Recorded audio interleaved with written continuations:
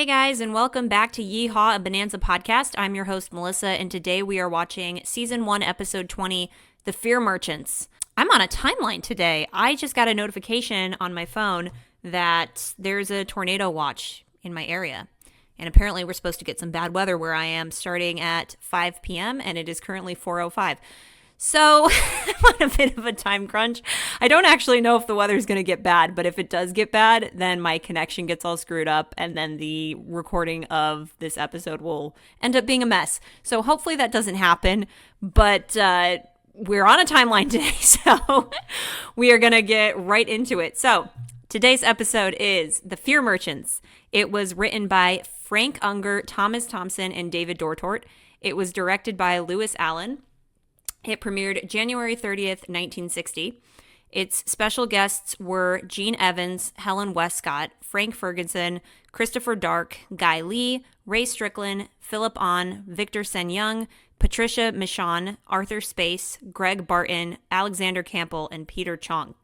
It's a mouthful. The episode description is: the Cartwrights come to the aid of a Chinese-American stable hand accused of murder. Opposing them is a manipulative mayoral candidate who wants all foreigners to leave Virginia City. If you are watching this podcast episode on my YouTube channel, please do not forget to like this video and subscribe to the channel before you leave today. Or if you are listening on Apple Podcasts, if you could please consider leaving me a positive review, I would really appreciate it. Okie dokie. So like I said, Gene Evans is our guest star this week as the very slimy political mayoral candidate. What is his name? I forgot. Andy Fulmer. He's a very, very slimy guy.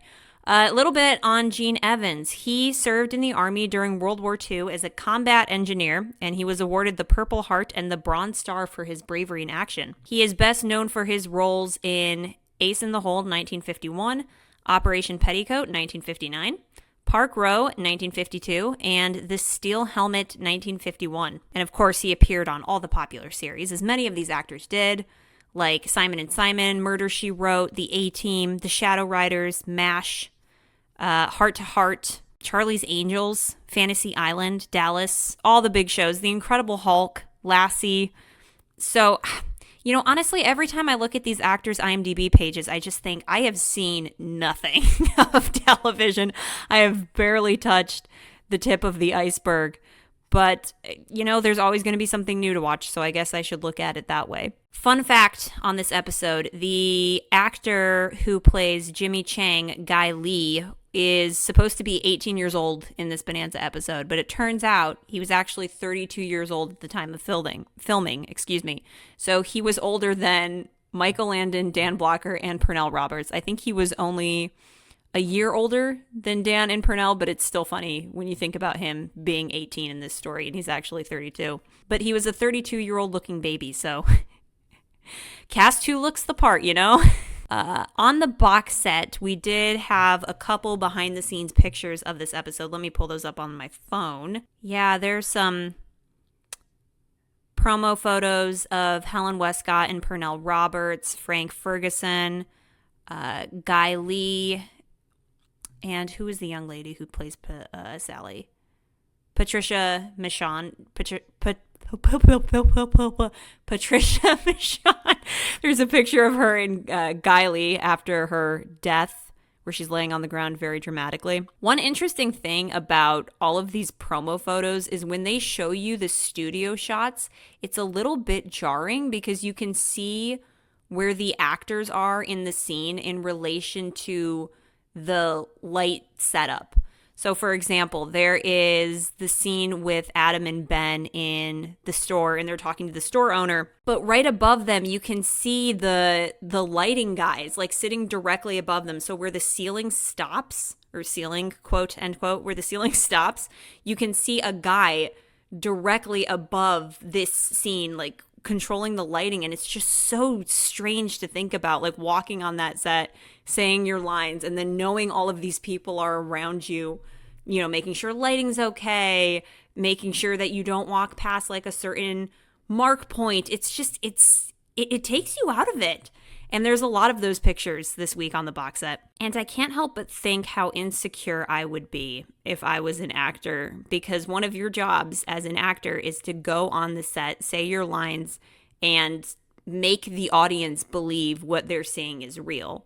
And I feel like it would take me out of it if I was standing in a scene and I saw the lighting crew and I saw the makeup people and I saw the cameramen and everybody standing there. Like, I think it would be personally hard for me to focus. So honestly, respect, because you gotta get in a world and you gotta make your audience believe it. And then there are quite a few more photos of Pernell Roberts and Helen Westcott engaged in a hug when Adam goes to confront Amanda. Honestly, they have some kind of romantic looking shots of them, which I find very funny. And then there is a picture of Pernell mid-blink holding a book. What is he holding? Or maybe that's the script. I don't know what he's holding there. And then you have Frank Ferguson, Helen Westcott, and Patricia Michon standing and posing for a promotional photo. But yeah, pretty basic, straightforward pictures on the box set this week. It is so interesting to get that extra behind the scenes look though, where you can actually see the layout of the sets. It's a funny thing to think about. Pull up your copy of The Fear Merchants, guys, and let's watch today's episode. Okay, we are hitting play in 3, 2, 1, go.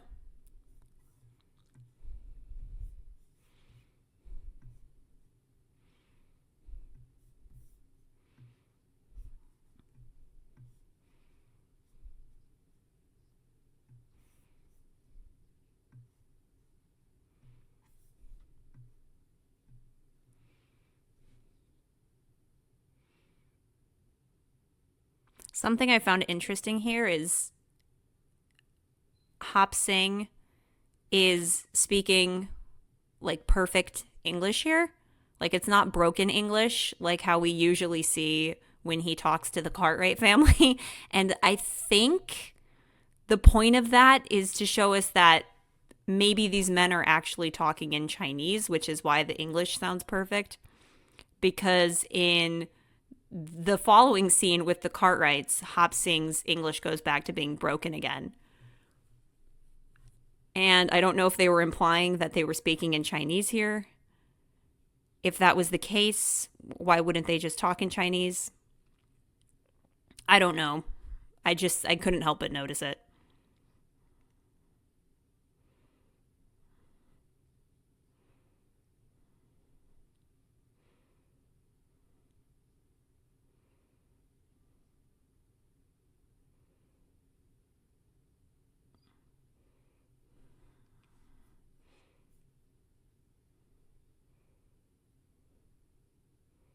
Li Chang seems like such a pleasant fellow.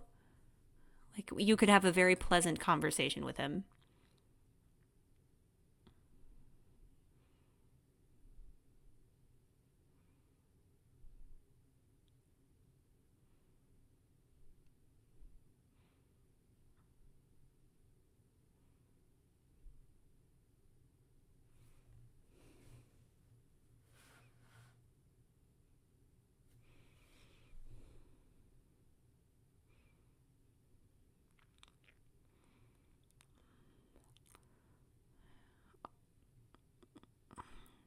We also get the most punchable goons in this episode. This group of thugs.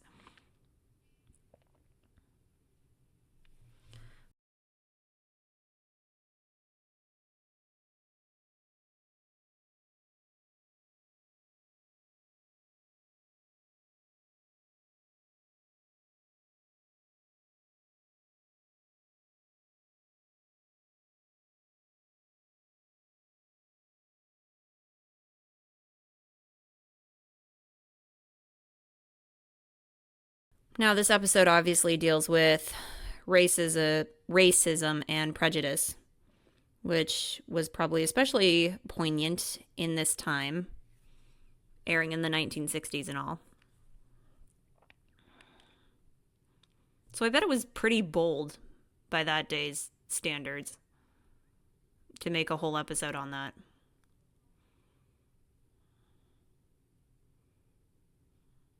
Joe's ascots are so stupid.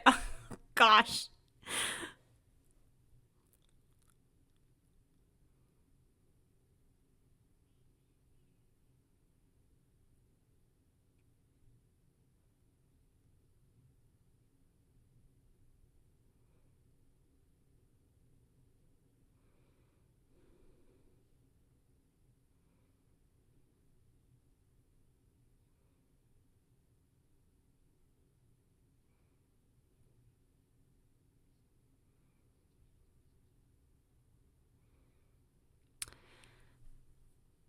This episode's a bit deceptive because one would almost think that this episode would focus around Hop Sing.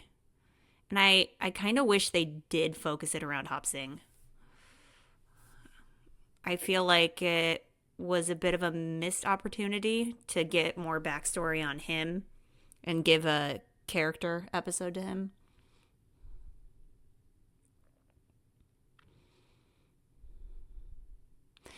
Yeah, and I feel like it could have given you an opportunity to see the relationship of Hop Sing and the Cartwrights. Like maybe give us some answers. Like how long has Hop Sing been with the Cartwrights? The Cartwrights loyalty to Hop Sing.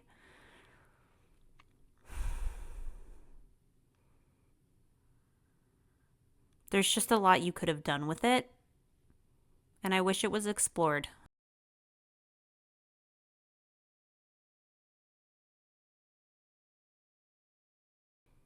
I love that fake mountain in the background. It was literally just a wall, like a very flat wall. I actually saw a picture of the Bonanza set layout recently, like an aerial view, and it's very interesting. I'll be sure to make a post on my Instagram about that for you guys to see, but it's very funny, like how flat it is.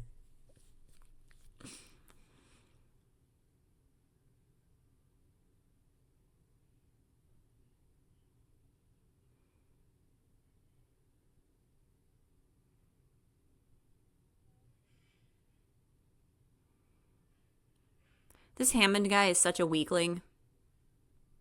Stand up for yourself and make your own decisions, dude. Why are you so easily influenced?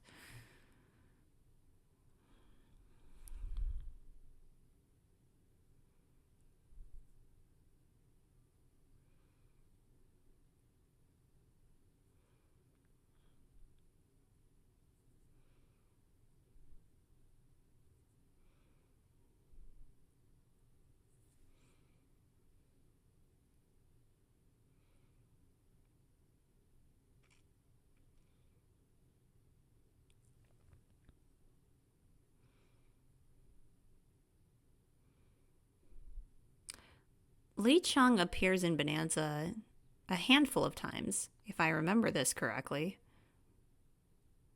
Or Lee Chang, sorry. I think he appears a few times.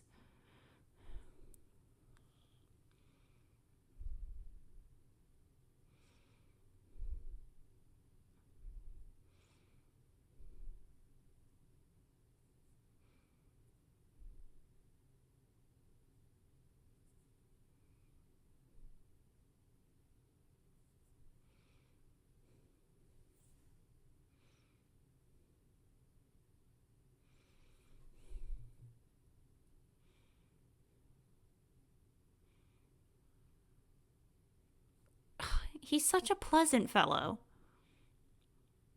I feel like he would be so nice to have a conversation with. Also, they're about to mess these men up.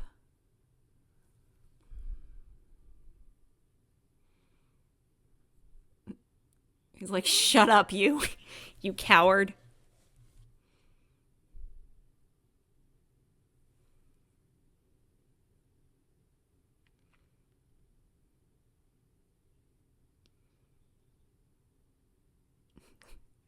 Mess him up, Adam. Let's go.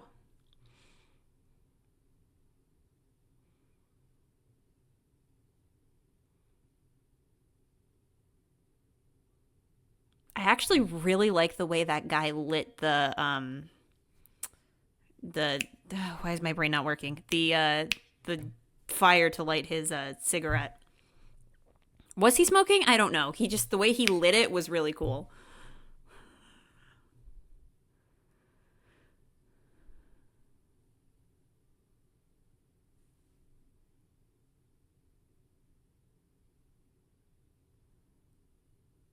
If Ben Cartwright ever looked at me like that in disappointment, I would feel so terrible.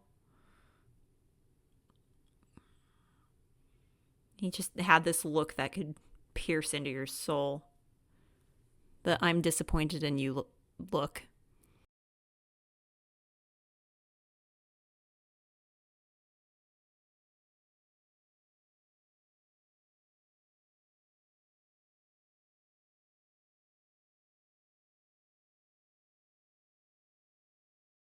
You know, this episode really is Ben and Adam's in a lot of ways. There's a bit more focus on their characters, and I quite enjoyed it. I enjoyed the way that they took charge, and I enjoyed their team up. Like, I really, rewatching these early episodes gives me a new perspective on Ben and Adam's relationship and how they work very well together. Like I said in a few earlier episodes that Ben and Adam are both like the parents of the family, right? So obviously like Ben is the patriarch, but Adam is very much his right-hand man, and I think that this episode displays that quite well.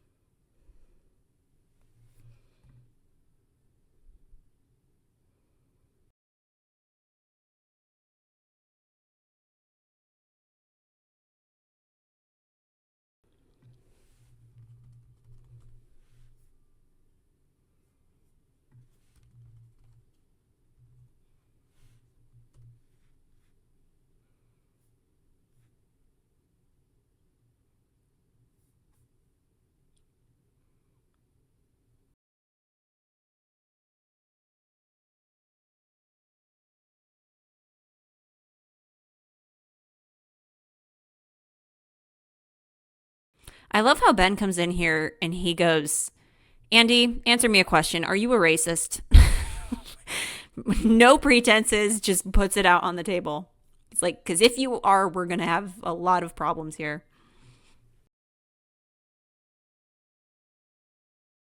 Shout out to Gene Evans, though. He played a very slimy, unlikable character, and he fulfilled that role to a T.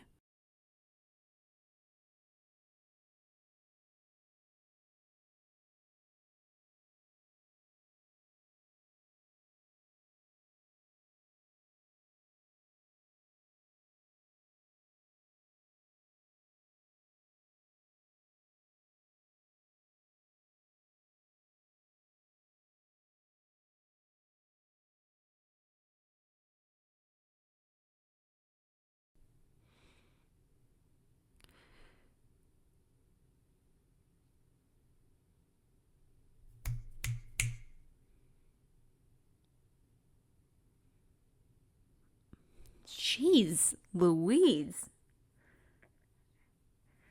That's a dark threat, Ben Cartwright.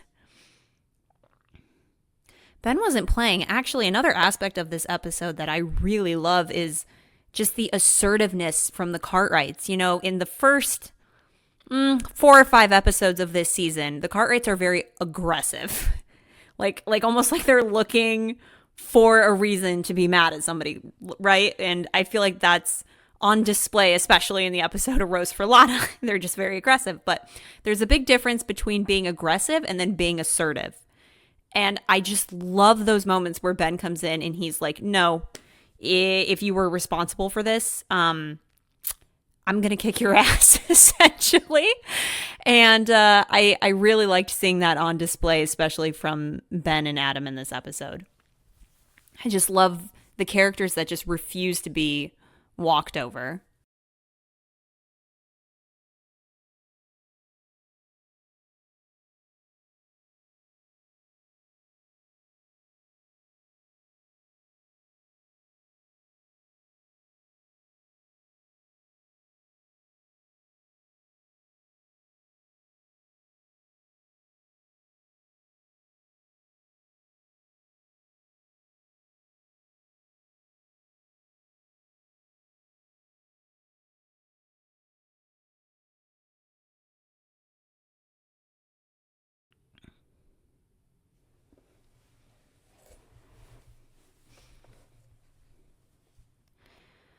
Billy, you need to shut up.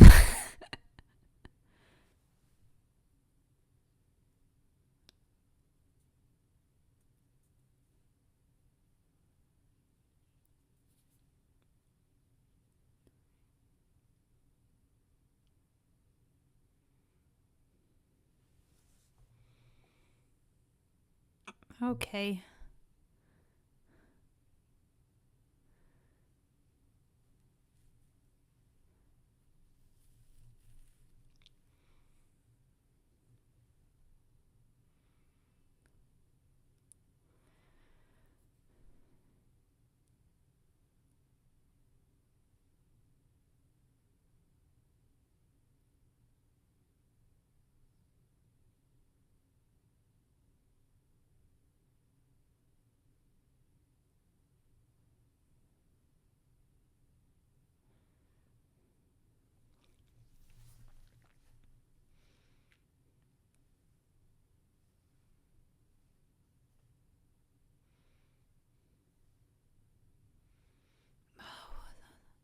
The worst father in the world is here to mess things up.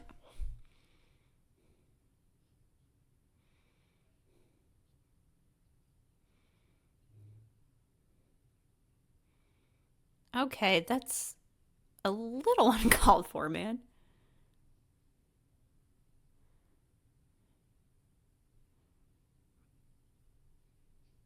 Oh my gosh.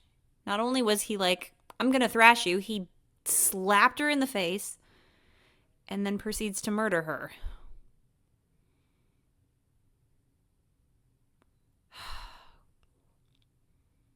Not the prime example of fatherhood.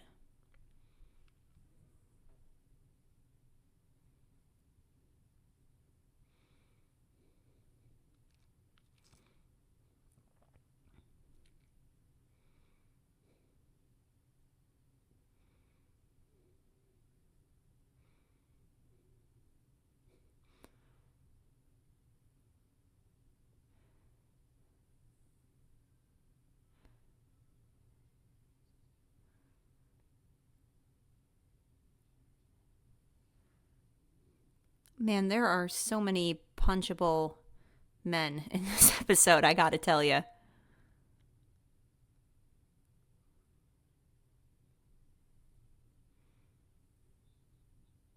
Also, if you think about it, that escalated so quick. That entire confrontation with Sally and Jimmy, and then Billy coming in and messing that up, and then the dad coming in and shooting his daughter. Like, that happened so fast.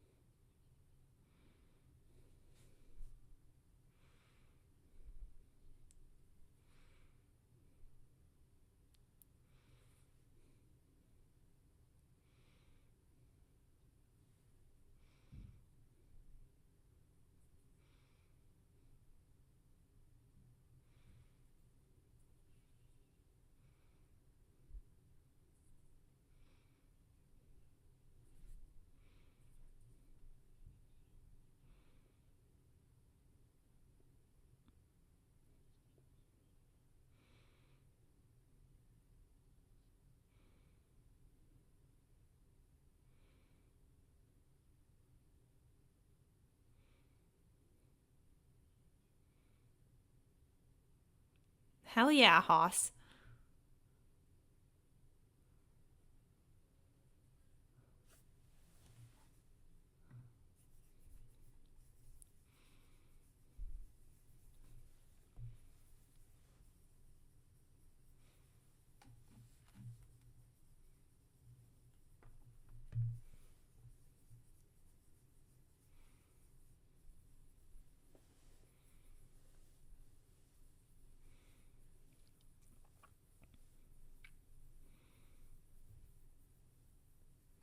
Heck yeah, man.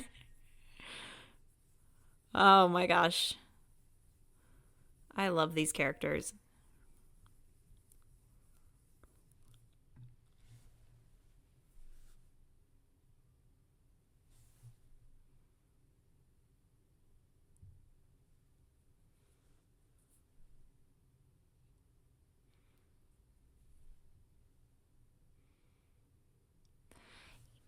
Yeah, now that I'm thinking about it, I am very curious as to why they didn't make this episode about Hop Sing and they brought in a different character to make this about. Because now that I'm really thinking about it, this feels like a missed opportunity. Because you can basically do the same story, you just change the focus a little bit. And it would have been so nice to get a better idea of the relationship of the Cartwrights to Hop Sing, because this is only episode 20. And so far, they haven't given context for the Cartwrights' relationship to Hop Sing and like when Hop Sing came into their lives, or like has Adam known him since he was a child? Like, those are interesting questions I would have liked to see answered.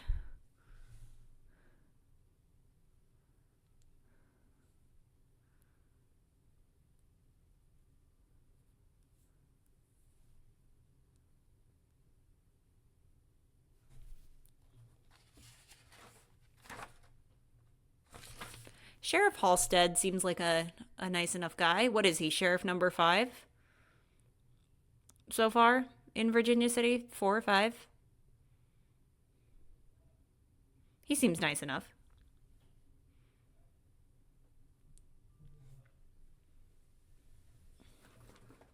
Oh, wow. It just got really dark out. Hopefully, that tornado weather doesn't kick in as fast as I think it's going to.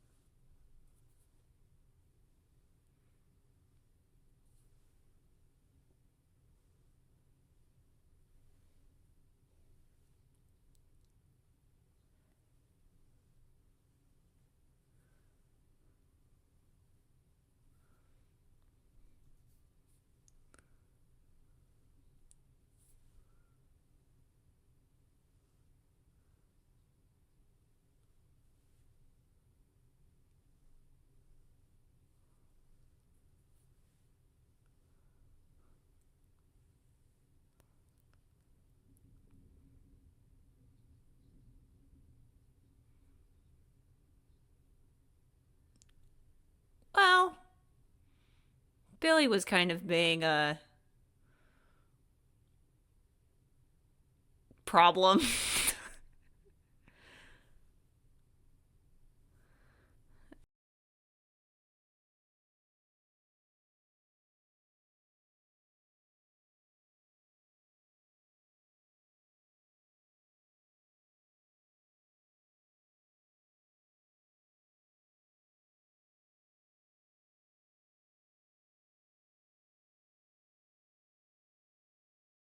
You know, one thing in this episode I found interesting is Ridley comes clean to Andy Fulmer, right?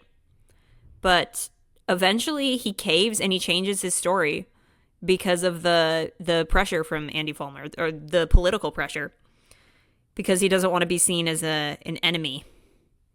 So he compromises his moral convictions.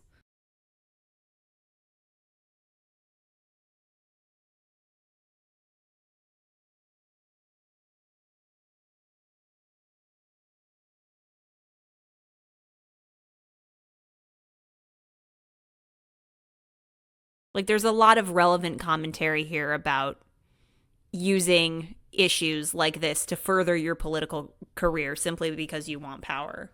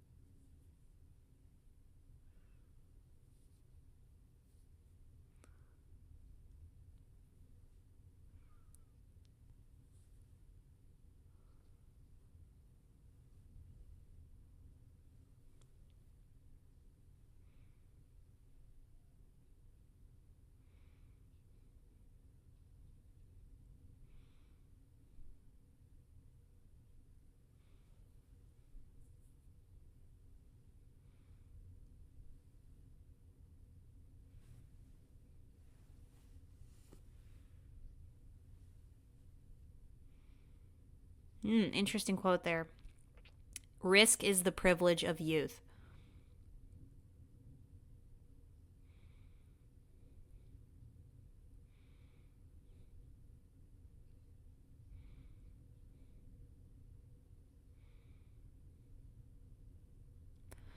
Wow, that's interesting. They're basically like, sacrifice him because we don't want problems for our people. That's nuts. Virginia City, especially in the early seasons, is just portrayed as this very ruthless, unjust town. And the townsfolk are not great people. And we've seen this quite a few times. I don't know if you guys can hear this, but there's a big storm. There is a big, big storm rolling in right now.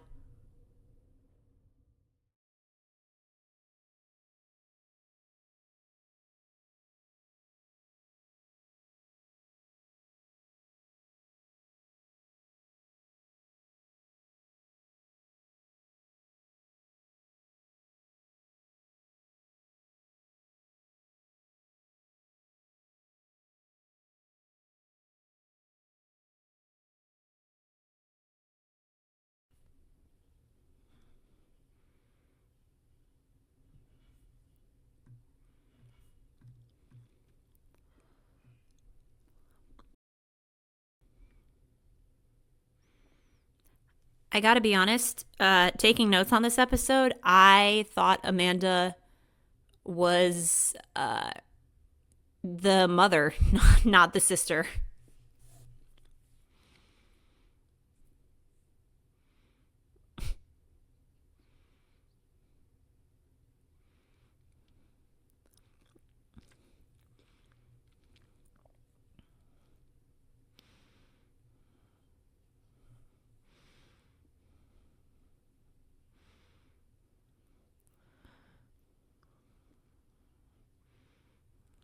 She has beautiful eyes that complement her hair very well. It's a little random, but she has like very nice colors.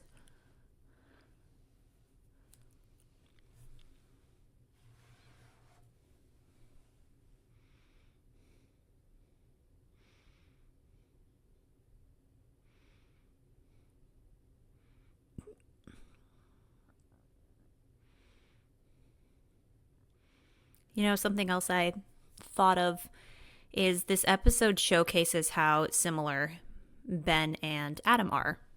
Like, Adam has a lot of Ben's traits, you know, standing up to injustice, like all the Cartwrights do, but I particularly saw a lot of similarities between Ben and Adam in this episode.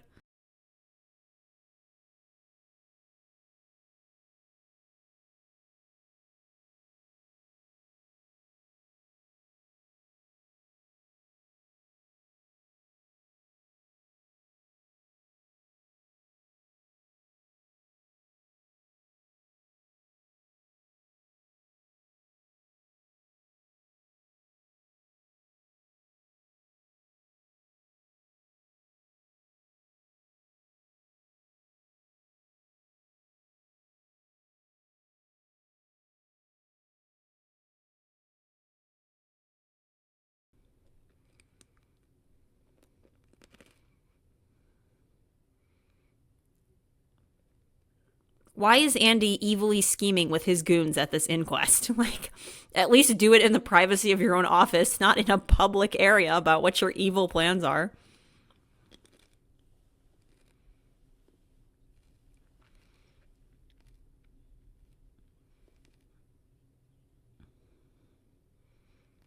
That guy is such a... he's such a weasel.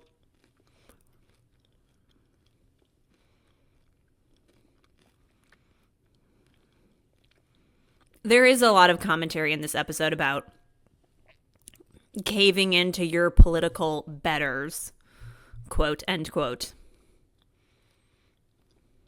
Being easily influenced by a corrupt political cause.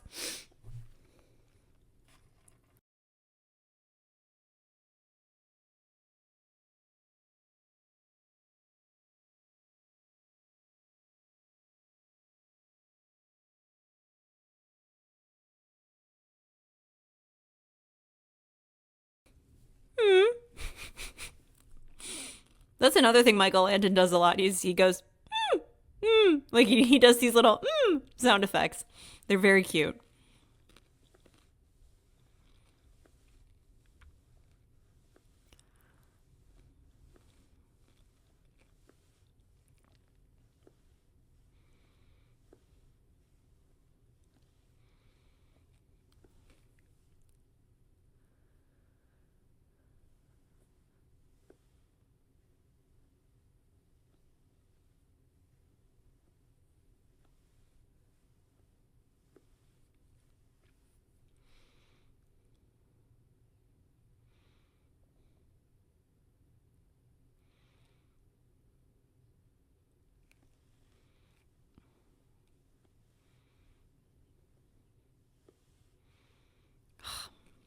I just love the moral integrity of the Cartwrights so much. Sometimes it seems like they're the only people in this town with morals.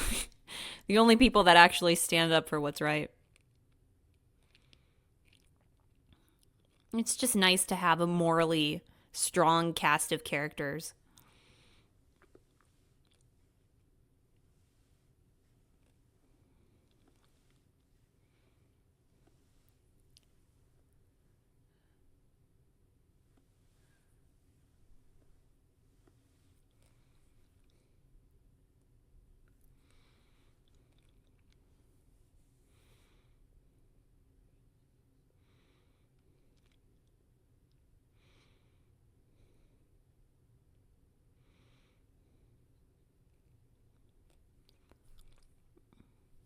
Yeah, what was Ben thinking here? That would make the situation a lot worse if they ran.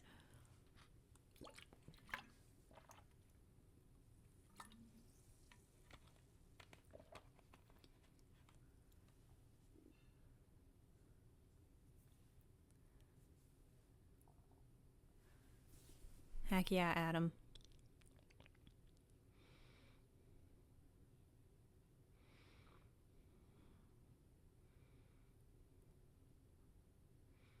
Hmm.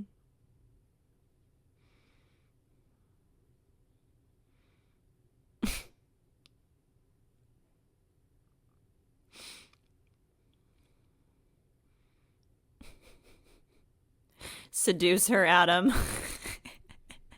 Adam's like, let me try seducing her.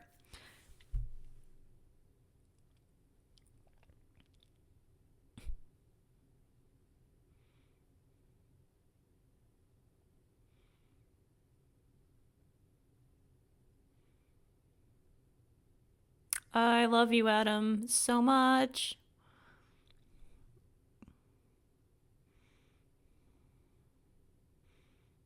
Oh my gosh, not the wink, not Purnell's signature wink. Oh my gosh. I am very weak for that wink.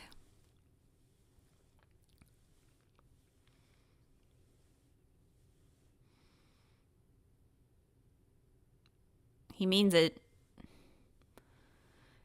Don't mess with his anger. It's quiet but very deadly.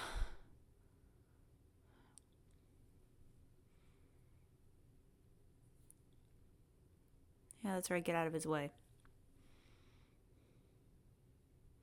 This is another thing I love about Adam. I'm sorry, I love Adam so much. I love his character. I just have a thing. I don't know what it is. Maybe I just relate closest to oldest siblings in media. I've noticed that this is a trend with what characters I tend to gravitate to, but there's so much I like about Adam. For one, I love that he's so aware of the way that people behave. Like he immediately catches on to the fact that she's acting weird, and he's like, I'm gonna go talk to her about this because this seems very uncharacteristic, and I just think he's very in tune. His character is very in tune with other people's emotions and how they behave.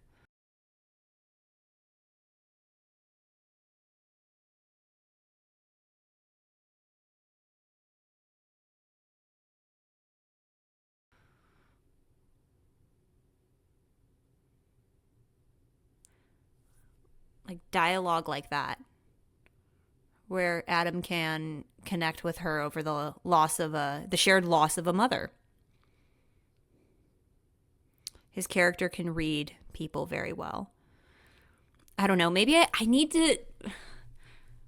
I need to make an episode where I can like accurately break down everything I love about every single Cartwright. But Adam's my favorite, so naturally I'm just gonna gush about him.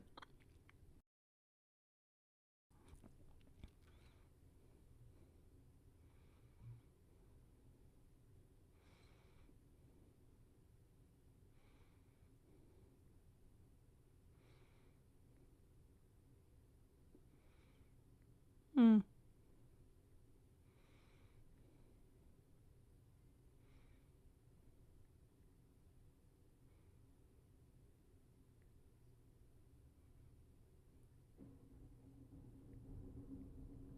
Kiss him. Kiss him. That's what I would do.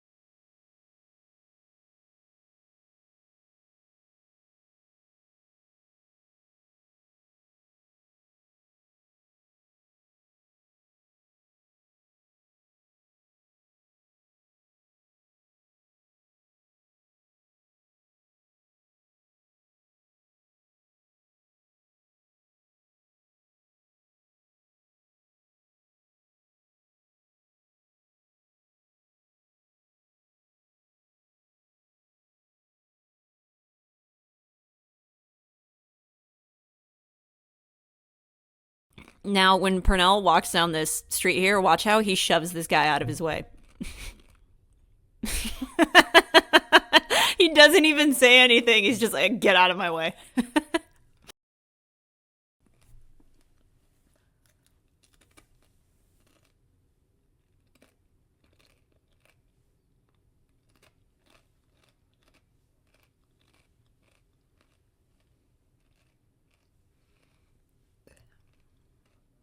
Except this one.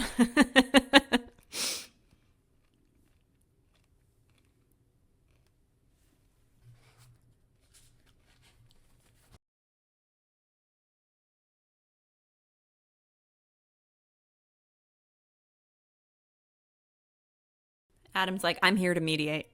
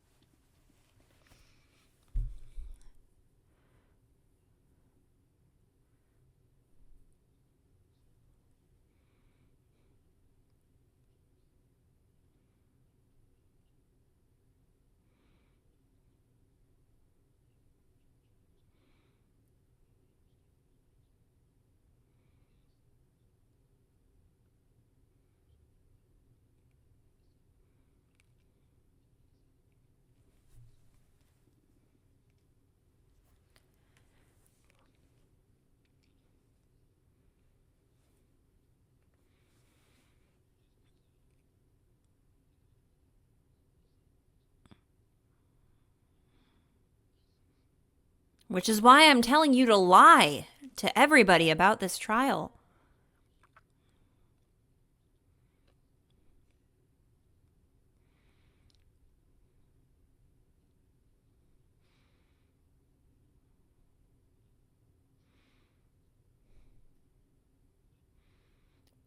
I like how he essentially is trying to manipulate him into thinking that, or he's trying to manipulate Ridley into thinking that he's the hero. But also, Mr. Ridley is like one of the weakest examples of a man I've ever seen. So I don't really mind his fate that happens here in the next 5 minutes.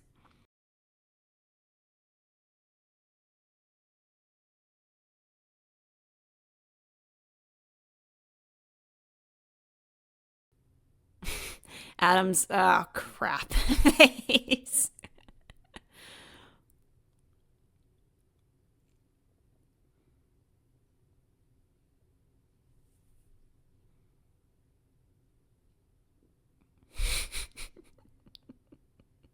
What was Adam gonna do? Punch him?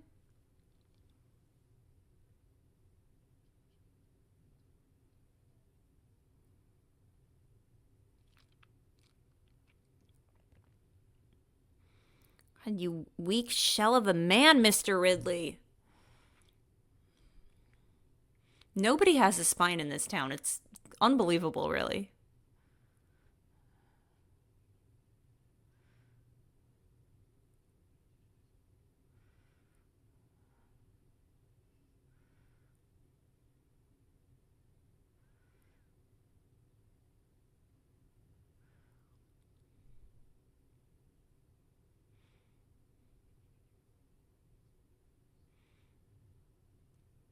I've never seen so many punchable men in one frame, with the exception of Adam, of course. But all of these goons, good lord, it's like they have like signs on their backs going "kick me."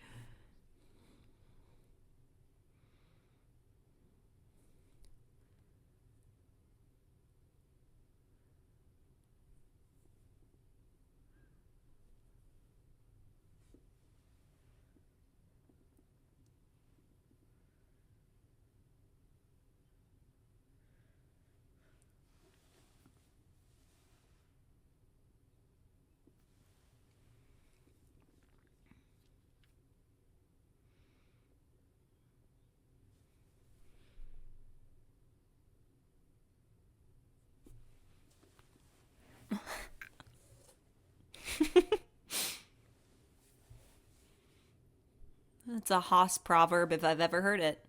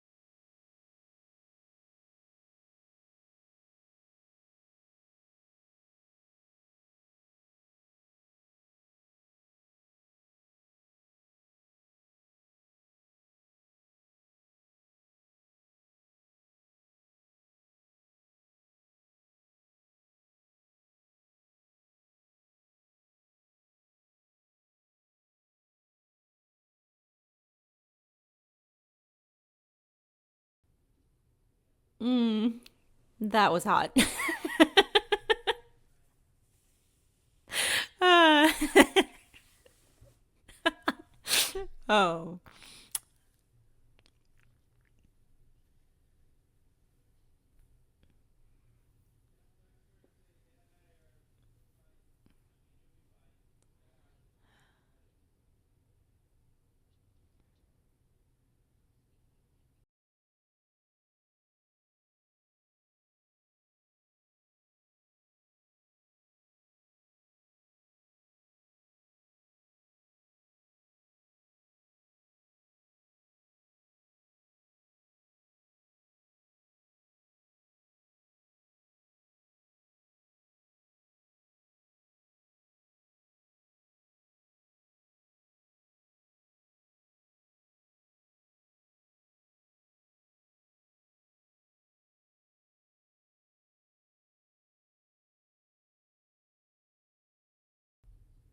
Also, I'm not sure, but I feel like maybe we needed to see this family a little bit earlier in the episode. Like maybe just seeing a little bit more of the dynamics in this family.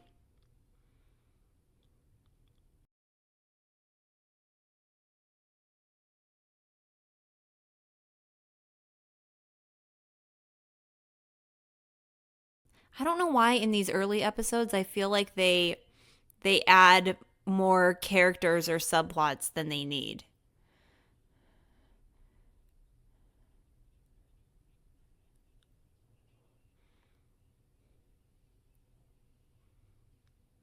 Man, nobody in this town thinks for themselves.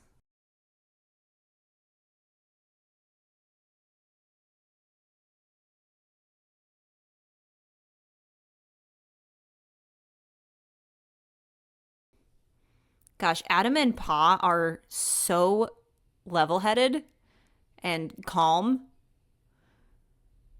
I freaking love it. Like, they don't flinch. Adam's like, hey, they're coming down the street. And Ben's like, okay, let's just fire a couple shots over their head.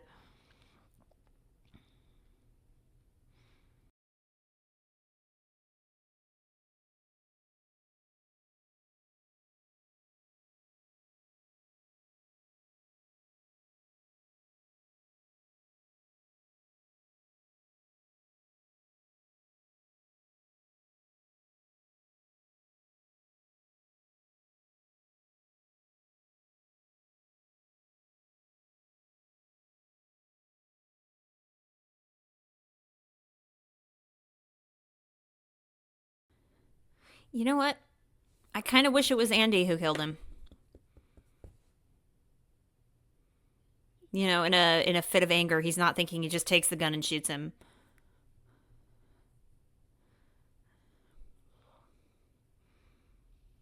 Ah, that's awesome.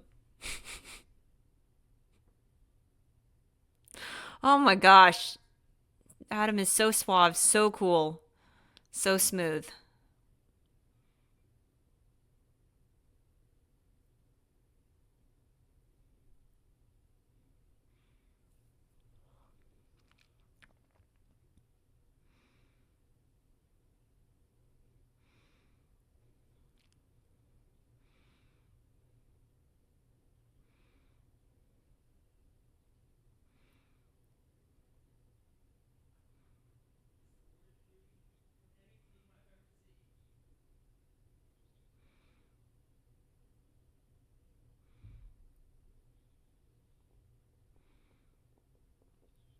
You also literally just had Mr. Ridley killed.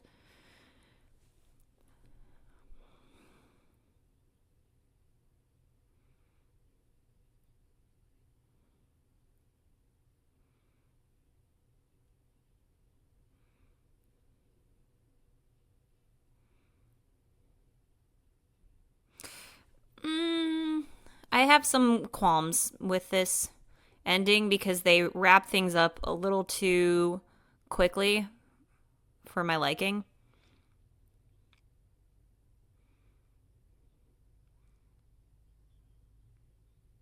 Like, Andy just had Mr. Ridley killed, and everybody's reaction is just like, oh, no, he sucks.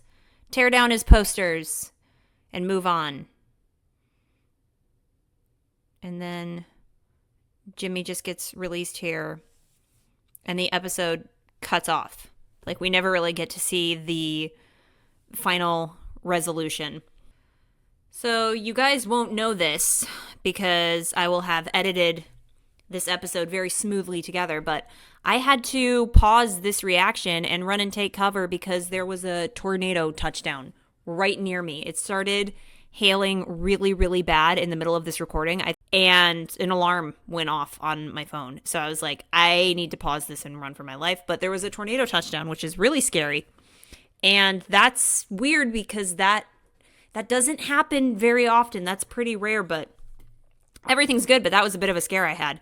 Okay, well, that sums up the fear merchants for this week. Obviously, we have an overarching theme of racism and prejudice in this episode, along with political corruption and influence in the character of Andy Fulmer. You also have the men who cave to the so-called stronger man, which is Ridley, and then the store merchant kind of bending to Fulmer's will and doing whatever he wants because they don't want to stand up for what they believe in. They don't really have moral convictions, and it's quite easier to cave. As far as character shout-outs / performances, obviously, like, Gene Evans did a great job in his role because he was extremely punchable. He played the role of the corrupt politician very well. Very slimy, very unlikable guy, and I thought he did a great job. Honestly, when I'm thinking about this episode, so many of these characters were extremely punchable. You have Fulmer's goons, you have what I think is the abusive father in Mr. Ridley.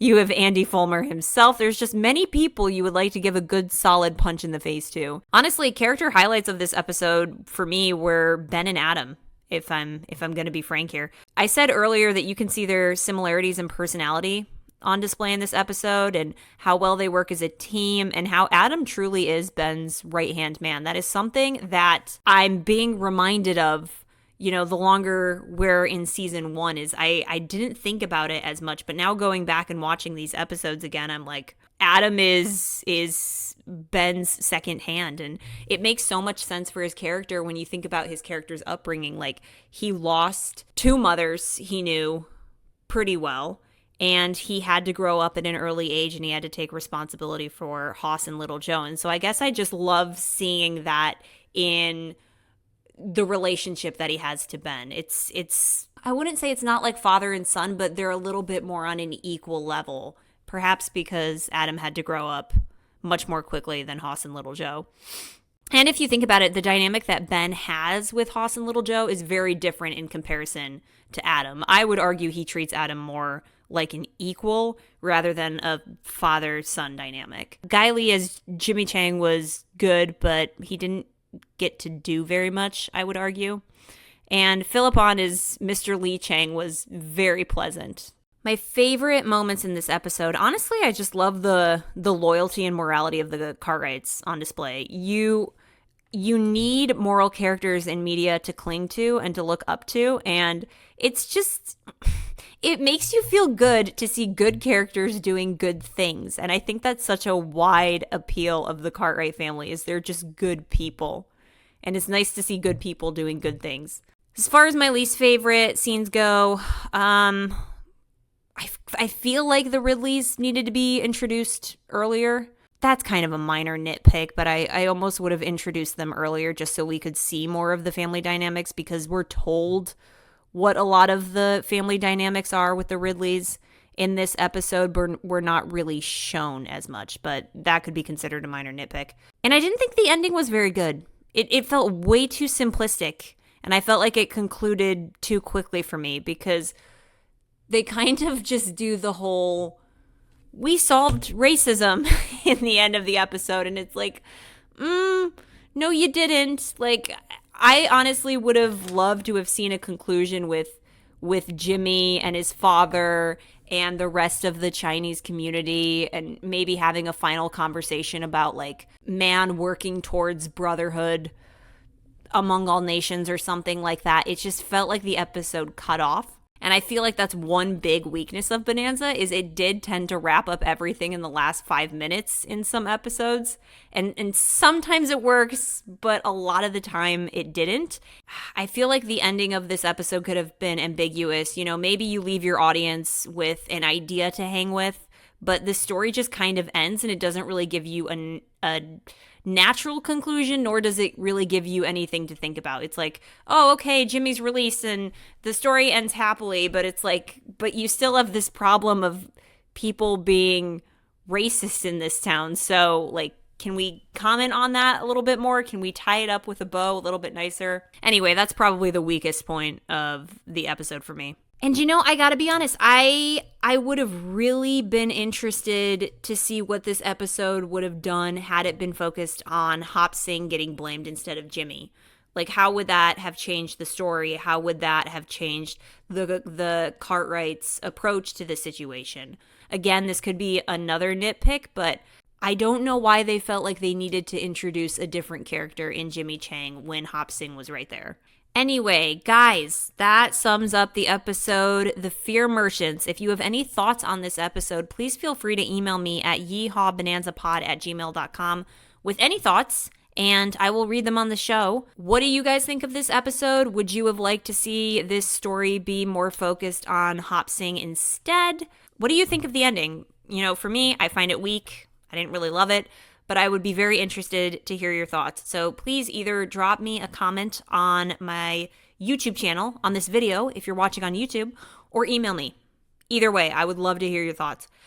Next week, I believe we're watching episode 21, The Spanish Grant, so please make sure to tune in for that. I hope you guys are having an awesome day wherever you are, and I will see you when we watch The Spanish Grant next week. See you guys later.